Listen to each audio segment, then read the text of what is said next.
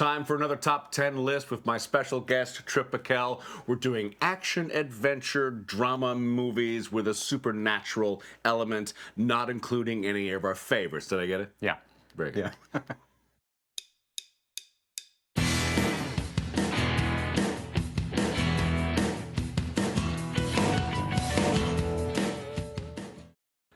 Hi, thank you for tuning into the Tom Patelson Show. Yes, with me is guest Trip Piquel, who I've known for 25 years. True? Longer. Longer than that. Yeah. It's close to 25 or 26 years. Actor, stuntman, stunt coordinator. What are you working on right now? What did you just work on?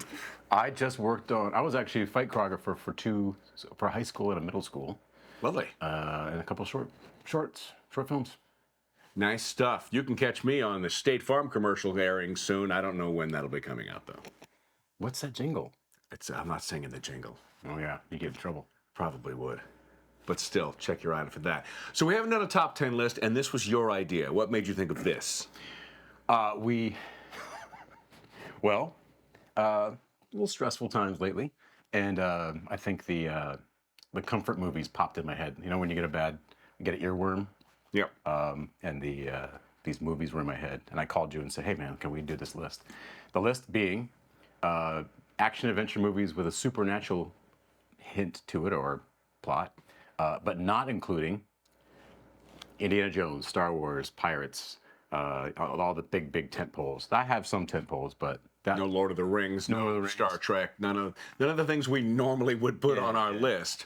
We're stretching ourselves to go for different movies, or a little challenge. Just not in the thing. Yeah.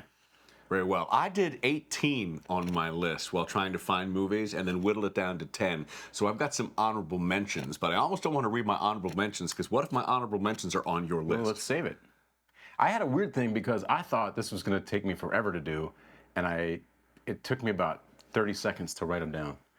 And nothing else came. It was like these 10 just had to come out. Some of them I'm like, I don't even know why I wrote them down, but... One of mine is not an action adventure. When you said supernatural, I was like, this movie popped into my head, but that's okay, it. We'll see. We'll check the judges. Very well. Then let's have number 10.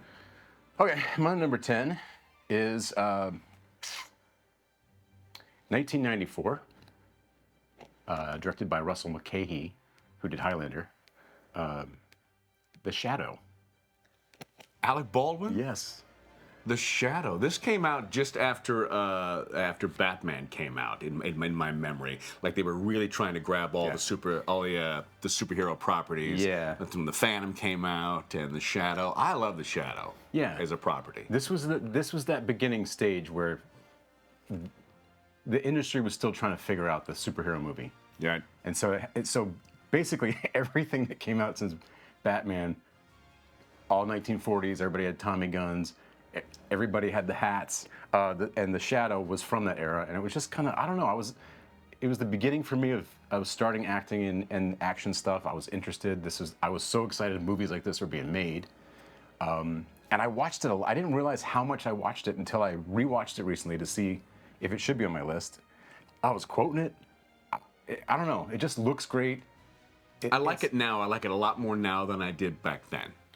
Yeah. Like it's goof. It's got it has either the best or worst Tim Curry scene, depending on what you like. Like, it's so good when he goes crazy and fires off the Tommy gun. If you know the movie, you know what we're talking about. Yeah. But yeah, I don't know if that's the best or the worst. It has a thing. It does feel like, the movie, throughout the whole movie, it feels like, okay, this is cheesy on purpose, and then it gets artistic, kind of. It just kind of does this perfect balance to me where I'm on for the ride. This is what my list is I'm on a ride and I stay on the ride and it's fun. Number 10 is The Shadow. Yeah. Number 10 for me is from 1997. And I remember seeing it in the theaters and not wanting to see it and not being excited to see it and being blown away. It has a franchise and it continued, but seriously, only watch the original Men in Black. Oh, yeah. Aliens come to Earth, supernatural things that they've always been here. It's this deal. Plus, it gives me a chance to do my one-word Tommy Lee Jones impression. Okay. That's it. But I love the first Men in Black. I think Tony Shalhoub is hysterical. Vincent D'Onofrio as the Bug. Oh, where is it? It's really good. That's good. Yeah. I love the first Men in Black. Yeah, blew me away. Supernatural movie. 10. Men in Black. Number 9. Number 9. This is a newer one. The reason it's this part on the list is because it's super new to me. But it's a franchise. It's a genre that I really wouldn't have watched. But we watched it with me and the girls, and we went for the ride, and that's awful. Dungeons and Dragons. The Honor Among Thieves. Yeah. I love that. Yeah. I reviewed that last year. That's another movie that I'm like, let's just go see this movie. And see it. It's awesome. I just knew it was going to go to my shelf of these kind of movies to go to because it was so much fun. And I had no expectation about it whatsoever, but it was. Well, they've done a really bad job of showing Dungeons and Dragons either on the big screen, the one with Jeremy Irons from 19 whatever, and then the cartoon, which is completely ridiculous, but people have a soft spot for. But I loved Dungeons and Dragons: Honor Among Thieves. Yeah, it's fantastic. That super fun element. Number 9. Moving on. So when I went looking for movies, I typed in supernatural movies just to see a big list to see what was going to be in my category, and what came up more often than not is horror. Right. And you and I are not horror fans. There's some respect for horror movies, but I'm not a horror fan. So the first movie in this particular franchise is horror. The second movie in this franchise is crazy, ridiculous horror, and then the third movie is my pick. This stars Bruce Campbell, Army of Darkness. That was on my which is completely supernatural, including time travel and demons and the Necronomicon, and it's bat-ass crazy stupid fun. It's a great one. It's not horror anymore. I don't even know what the heck it is, but I do really love that one. Love Army of Darkness with Bruce Campbell. Sam Raimi. Yeah. Directed. Yeah, that was almost that was one of the few that was almost there. With Ash, and Ash versus the Evil Dead television series, and people still cosplay as Ash at every Comic-Con. I mean, it has a big place, but I don't put the Evil Dead amongst the other trilogies that we were talking about and things. It's just one of those weird things. And again, not a horror fan. Yeah. Army of Darkness, supernatural. S-Smart. Shop smart. Shop smart. All right. Number 8.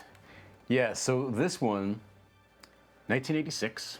I was, 12? I don't know why this happened to me, but I left the movie theater with my parents to go to the bathroom and then went into another theater to watch this movie for like the 4th time. And they were like, "Where did you go?" And I was like, "I went to go watch The Golden Child." Oh, The Golden Child. That's on my list. That's on my deep cut list of movies. I was an Eddie Murphy fanatic. But this movie, I always remember my mom. This is before we had stuff to take home. You had to see movies in the theater, and that was it. I knew that thing in and out, to where my mom said, if you put so much focus into your homework as you did this movie, you'd be going places. And I love that one because it's Eddie Murphy plays a character who's in charge of finding lost children, and he has to find the child, the golden child, who is a messiah-like character with magical abilities and properties, who's being hunted by demon folks and all the everything, and it's and you must do it without spilling this glass of water. Yes. Who are you, Monty Hall now? Yeah, it's pretty good. It is so good. It's with some chips. Some chips. Just some chips. Yeah, Charles Dance is the bad guy, and it's just good. And it's got all those guys. It's got all the people you'll see. I've noticed in my list. It's got that pack of guys that I was really watching as a kid. The ones who are the stunt actors and the fighters, and the one who's in Die Hard, the Asian American actor, Al Leong. Al Leong, and Randall Tex Cobb is in it. Mm-hmm. Yeah. Yeah, those guys.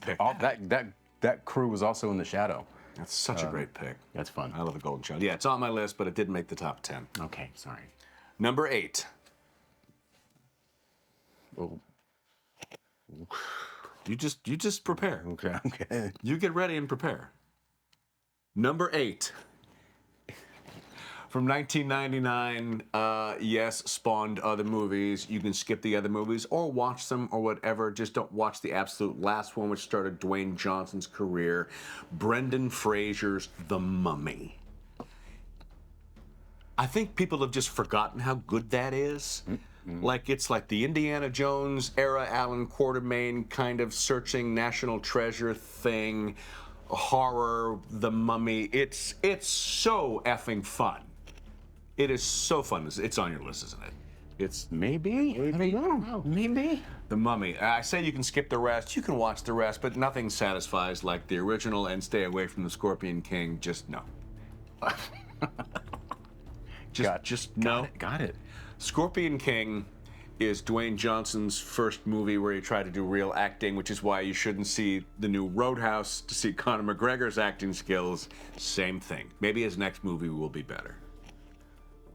Jeez, that's a soft spot. I didn't know what list. Soft spot. Okay, number 7.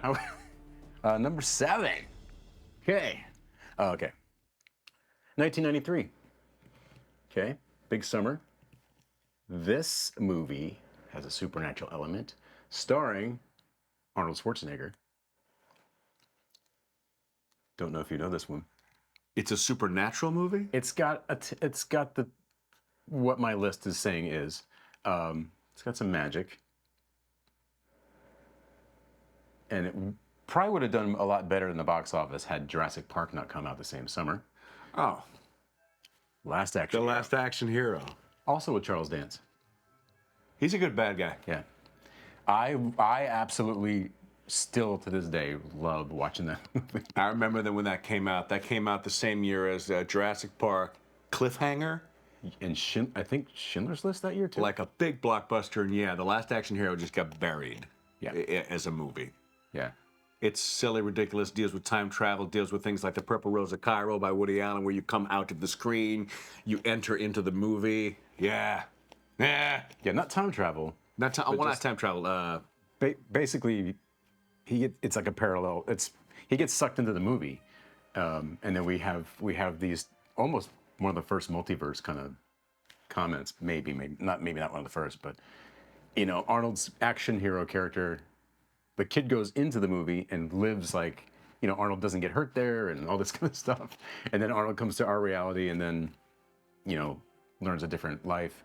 It's and good. feels pain. It's just the cameos and the commentary on Arnold himself as an act. It was just a really great spoof. And him just going with the jokes about himself. It's just awesome. It's just a lot of fun. And again, all those pack of stunt actors are in this one too. It also has Big Gun by AC/DC. Yeah. Which is written for that movie. Fantastic. Yeah. But John McTiernan directed, who did Die Hard, and you got the right director for this stuff. He also did Predator. Shane Black was one of the writers. It just Poorly marketed, came out at the wrong time. Deserves a second watch. yeah, do it. Deserves a second watch. What is that, 7? Yeah. All right. 7's about this boy. Oh, come on. That's my story. Do you want to tell the story? No, go ahead. Go ahead. It is your story. It's okay. Now, we agreed not to do the MCU or the DCU, but that doesn't mean we can't go to other comic book properties. True. The original first one with Ron Perlman as Big Red. This is Hellboy. I love that one. I really love that one. Yeah. Yeah. One of my favorite things to watch is on Adam Savage's show, Tested. He has a 6 or 7 part series where he builds from scratch Yeah. the Samaritan pistol, Hellboy's gun. Oh, okay. He built it from scratch, and it's amazing to watch him do it. Then he has it with these giant bullets. And It's so good. Hellboy. And Ron Perlman and just working that whole thing, the faces he's pulling off. I don't know, man. He's just really, really, really good at that. No disrespect to what's his name? No, it's really good too.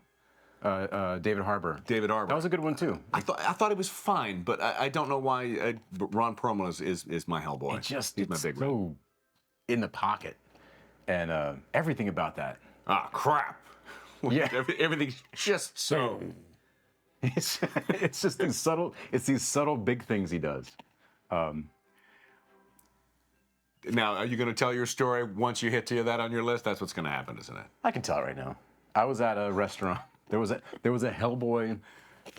The movie had just come out, and I was at a restaurant with a friend, and right outside was a movie theater, and there was a. You were on Hollywood Boulevard. The Man's Chinese Theater was. No, we were at. That's when you told I me the forget story. where we were. That's when it was. I don't know where this was, but there was a lot of people. You see these black sedans and all these vehicles coming up, and these people looking like FBI agents coming out. Had no idea what was going on, but it was something that's common now, which was people dressing up for the premiere. So they were coming out as the what do you call them? The team of paranormal people. Okay. And obviously I love that movie. Sorry. And anyway, our waitress, the table behind me, they're like, "What's going on?" It was a dad, a mom, and a kid, and he goes, she's like, "What's going on out there?" And the waitress goes, "Oh, I think it's a premiere of a movie." What's the movie? "Oh, it's Hellboy." "Oh, what's that about?" And the dad just goes, "I got this. It's about this boy. He's from hell." Just nailed it. It's about Back this to my boy. He's from hell. And that was Ron Perlman. Hellboy. That was number 7 for me. Number 6. Number 6. Yeah, this one is not a remake, but a continuation of one that came out in the 90s. But just get to it, man. I can't. It's on the tip of my tongue because I can't read. Hold on. Yeah, sorry. Jumanji, Welcome to the Jungle. That's the first remake with that's the first one. And no offense to the one with Robin Williams and back in early 90s, mid 90s. I just love the concept of this. The concept of the kids of it going. It's still a game, but now it's a video game, and then the kids being cast to play their avatars, which are The Rock, Kevin Hart. Yep, Karen Gillan and Jack Black.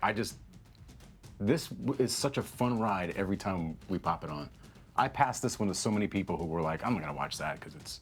I agree wholeheartedly, and I enjoy the first Jumanji, but I love the Welcome to the Jungle. I love it so much, and I love the second part of it too. I thought it was a great implementation of a fun idea, and I thought it's enjoyable as heck. Everybody in it's just knocking it out of the park. A good ride. Yeah, the whole time. Totally good ride. Yeah. Oh, nicely done. Thank you. Thank you. I mean, thank you. Thank you all of you out there too. I appreciate it. Number 6, huh? Well. Number 6 comes from 1986, and it wouldn't be a list for me if I didn't include something with Kurt Russell. Okay. Because you know what Jack Burton does when that happens. The movie is Big Trouble in Little China, the John Carpenter directed classic, I guess you want to say. And I remember watching that for the first time going like, well, what the hell's going on now? This has monsters? And who the heck is that guy? And it's got people that can fly, and it's got people that can cast lighting, and now what's going on? And we talk about supernatural, yeah. Kurt Russell plays a truck driver, wrong place, wrong time, gets involved with a prophecy coming to life and fulfilling, and I believe the head bad guy, Lopan? Yeah, James Hong. Yes, is also Jack Black's dad in Kung Fu Panda. Yeah. And in like half the movies on my list. Yes, James Hong's fantastic. Oh, Big Trouble in Little China. It's ridiculous, and the female love interest, Kim Cattrall. Kim Cattrall. And Dennis Dunn. It's awesome. It's a fun, silly, ridiculous movie. Watch that. Watch Big Trouble in Little China. Yeah. It's another one of those fandoms that people still emulate today. A board game came out last year of Big Trouble in Little China. Yeah, I just love. When you watch it now, you kind of expect, like, what's going to be wrong with this? But they were way ahead of the game. Kurt Russell's character does not. He's not the best hero whatsoever. No, there's nothing about him that says he's capable of anything. And he's just playing like, yeah, the guy, and they're just spoofing that guy, and it's so good. You know, I feel kind of invincible. I feel like Canada's got. It's a scene in an elevator. It's an awesome movie. Big Trouble in Little China, number 6. Yep. Was that number 6 for you or number 6? I did my 6. Okay, you did your 6. All right, we'll take a break and we'll be right back. Because we're tongue-tied. Telling you. Thanks for tuning back in. We just needed a little time to grab a drink of water and to do things before we go back into the list. And we are now on Supernatural movie number 5, Tripico. Okay, this one will be really fast. This is a tentpole, but it has to be on the list. 1984, Ghostbusters. That was fast. Number 5. No, I'm continue. There's really not much to say, you know? Ghostbusters is not on my list, and it was on my list.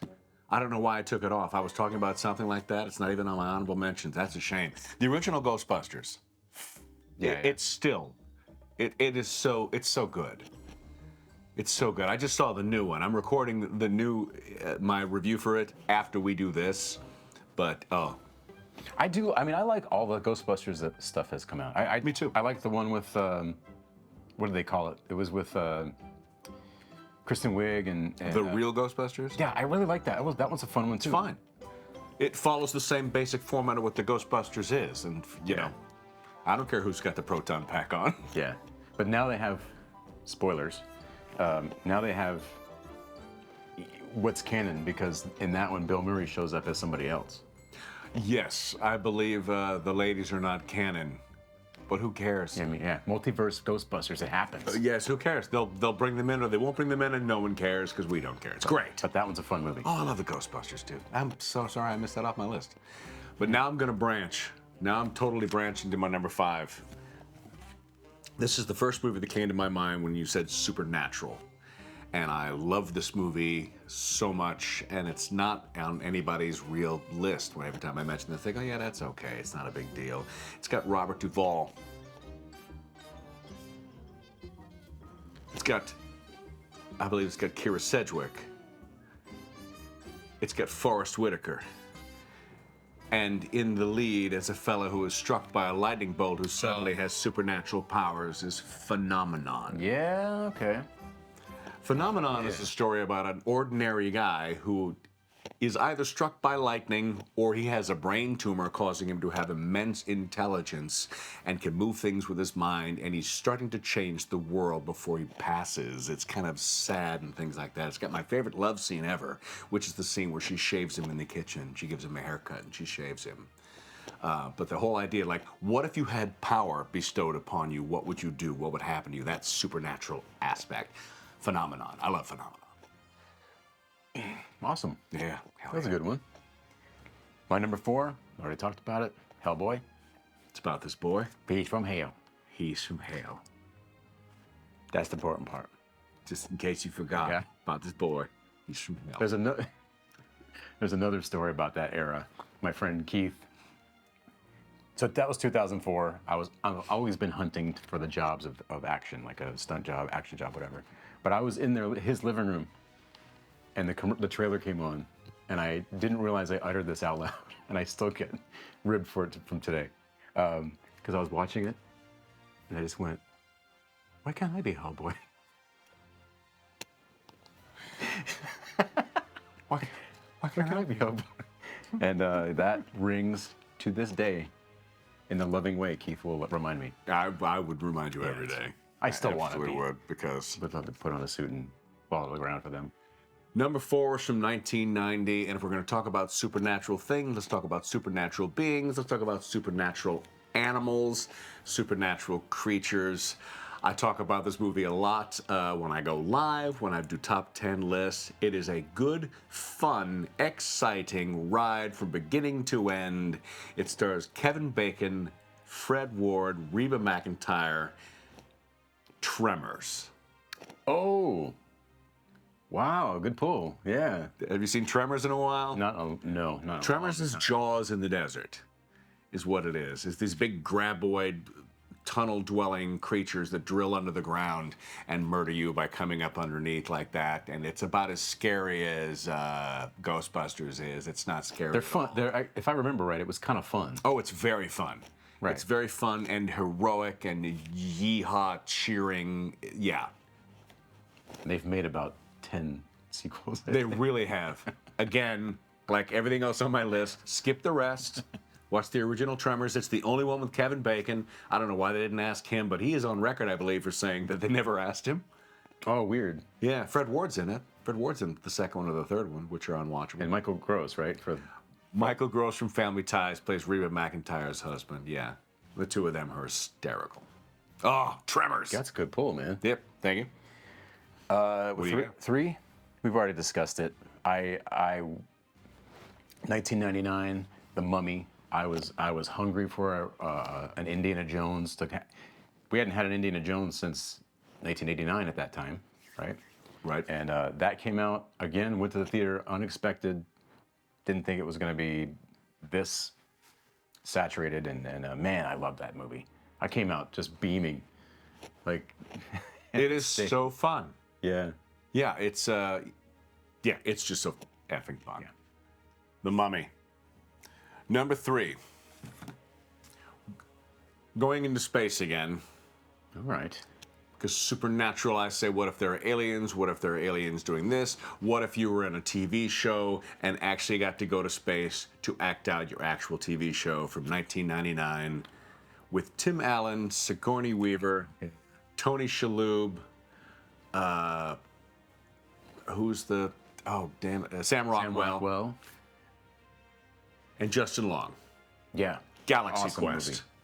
Galaxy Quest. Still, I mean, yeah. If you were a nerd of any type of sci-fi, Galaxy Quest is your jam. It is so good. Yeah, Galaxy Quest is enjoyable. It's fun. It tugs on your heartstrings a little bit. Galaxy. And there's a really good documentary. Have you seen the documentary about the making of it? Yes. Yeah, really, really good. I've seen that one, and I think there's another I think I've seen 2. I can't remember. But I remember seeing that in the theater and forgetting that that's Sigourney Weaver. She's just got blonde hair, and I don't know why that threw me. Oh, and Alan Rickman. Sorry, I left out Alan Rickman. Yeah, it's an awesome movie. Oh, by Grabthar's Hammer. I will avenge. Yeah, because that is, like my list has all. One of my elements was a comedy element. That one is, I think the ones when they're funny like that, the serious stuff really stands out well. Did you like the comedy? Oh, yes, we like to have those things. I was waiting for you to do the voice. No. You did fine, Tom. You did. Okay, did the voices. But that was a great performance because he was being comedic and serious and doing that. Yes. It's amazing. Oh. It was really amazing. Galaxy Quest. Brilliant. Okay. Number 2. Well, number 2. Getting down to it. 1988. I had to put something. I know we said no Star Wars, but I had to put some George Lucas in here. Ron Howard. Willow. I seriously thought you were going Howard the Duck. Ron Howard, not Howard the Duck. Wow. Tom. I know. Let's start over. No. Cut.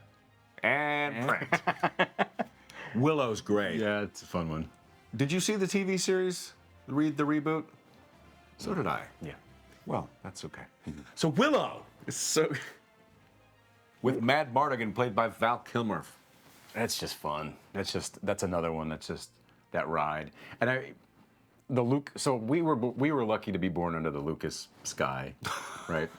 I'm sure this has been around. Fair comment. But the that action adventure to me is, I learned it from the Star Wars movies. You start in a location, you go to a second location, you go to a third one, and you go on this big long epic, and in 2 hours you feel like you actually went a lot of places. And that's what I really like with all of these. But Willow has that. We're here, we're there, we're at you're on your hero's journey. You have your. When he wins at the end and he vanishes the baby. That's great. With the whole simple thing. magic, which fools the bad guy, that is such a wonderful hero's arc for Willow. Yeah, and this one, another thing I really like about this one is Pat Roach, who played Kale, I guess you consider him a stunt actor, but he's in all the Indiana Jones movies. He's the Sherpa in the beginning, in the bar fight. He's the bald guy who gets in the propeller. Okay. So he's two roles in Raiders, and it was a tradition to put him in all of them. He was the big main bad guy in Temple of Doom, the big thug he was fighting, and that got minced up in that thing. But yeah, but that was like, to me, I'm sure there was more, but that was like this big role he had, right? He was the main dude on the horseback. Hell yeah. Hell yeah. Yeah, Is that what your number two? that was my number two. My number two is Godzilla -1. I talk about it so much that I didn't need to gear it up like that. I saw it last year. It is still, now that I've seen Godzilla Kong: The New Empire, Godzilla -1 is the best Godzilla movie ever made.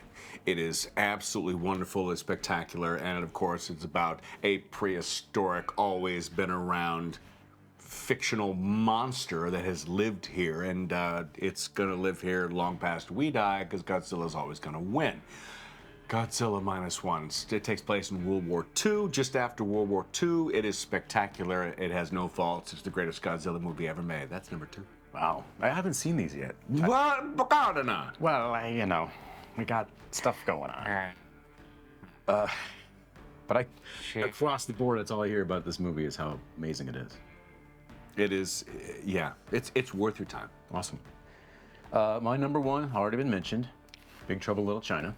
Oh, number one is Big Trouble? Yeah, Oh, that's great. and the reason, when we come and we try to pick it's hard to pick out of all these, but that one, they had a big influence because I have no idea. Again, our era predated IMDb and things you could watch easily on the internet.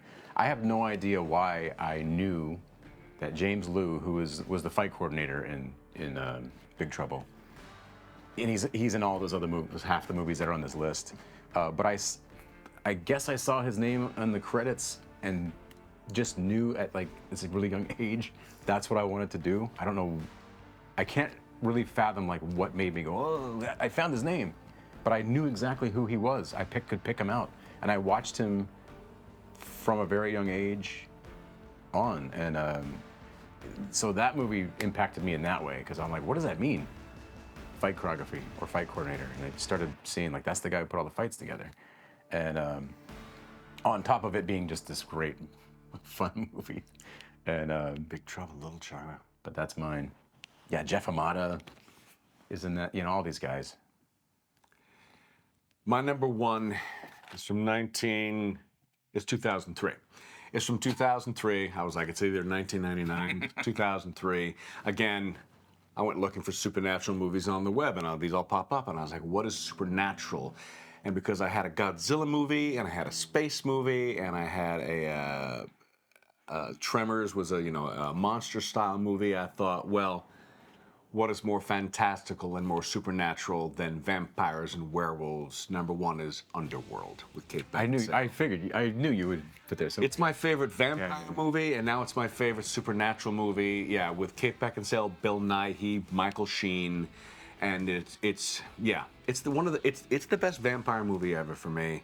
It is so fun, and it's not very vampire-like because they're mostly shooting guns, but it's a wild ride. It's fun. It is shot brilliantly. It's always dark. It's always raining. I don't know why we like that in movies, but we really do. Underworld. Well, if you can't fight in the rain or in the dark, try best to fight in a room with a lot of chains hanging from the ceiling. You can do it. There's places. There are places you can go. Yeah. He knows what I'm talking about. You want to tell him what I'm talking about? You don't remember the Chains movie? The Chains movie. At the end of the movie Highlander, the Kerrigan fights with Connor McLeod. No, Connor McLeod. Connor McLeod. Connor McLeod. Yeah. In this room where a bunch of chains are hanging from the ceiling. I don't know what they're building in that warehouse. I'll answer it. Nothing. There's nothing, but there's just a bunch of chains. And I remember going why is there a room full of chains? But so in looking at this, I didn't realize that. So Russell Mulcahy, if that's how I'm pronouncing it properly, directed Highlander. Right? Okay. Directed The Shadow. He's maybe a handful of movies that he directed, but do you know his background? No. Yeah. Music videos everywhere. Duran Duran. I mean, I think there's 187 credits of him as a director and a handful of them are movies. The rest of them all music videos. So I don't know if that was the case. You know, I've heard a lot of stories about how Highlander came out. It was like this unexpected, like the kid who wrote it was like, really? And if you ever hear, you know, Clancy Brown talk about how the movie came about, like they're like, we're not going to do this movie. And then somehow Sean Connery was like, I'll do it. Right? And they went, oh my God, we can get a movie now. So I don't know, maybe picking the director, they were like, let's just, this music video guy. Did we fail that we've done a top 10 supernatural movie and neither one of us put Highlander on it? Well, I'll say on my itinerary, Highlander was almost there, but all my movies had a comedy element to them. Because that's supernatural. That's one of the go-tos, yeah. But it was... That's true, you went on the comedy thing, and I did without knowing it. But right, we were coming with our own flavor today. It's fine. The ones that didn't make it, The Golden Child, Nope, Beetlejuice, Unbreakable, Zombieland, Inception, Gremlins, and Shaun of the Dead were movies that were on my list that didn't make it to the thing. But yeah, Army of Darkness was the only one I didn't put on here. I love that you went for The Golden Child, Hellboy, Big Trouble. I mean, these are all spectacular movies, or not. That, you know, They Live is like down there. You know, I've never seen that one. With Rowdy Roddy? I know it's one of those movies that you just know everything about it and you know the quotes already without even seeing it. For those that don't know, that's the movie with the quote, I've come here to chew bubblegum and kick ass, and I'm all out of bubblegum. And I think it's I don't know how many movies Roddy Piper did, but he's surprisingly good in it. Like, he's surprisingly good. He's an entertainer. He's an entertainer. Rest in peace, Roddy Piper. Yeah. Fantastic. Well, that is the end of our top 10 list. I want to thank my guest, Tripica, for coming and sitting with me in front of the shelf and discussing the movies that we all knew we would pick. But until we see you next time, as always, peace, love, live long and prosper. And we mean it.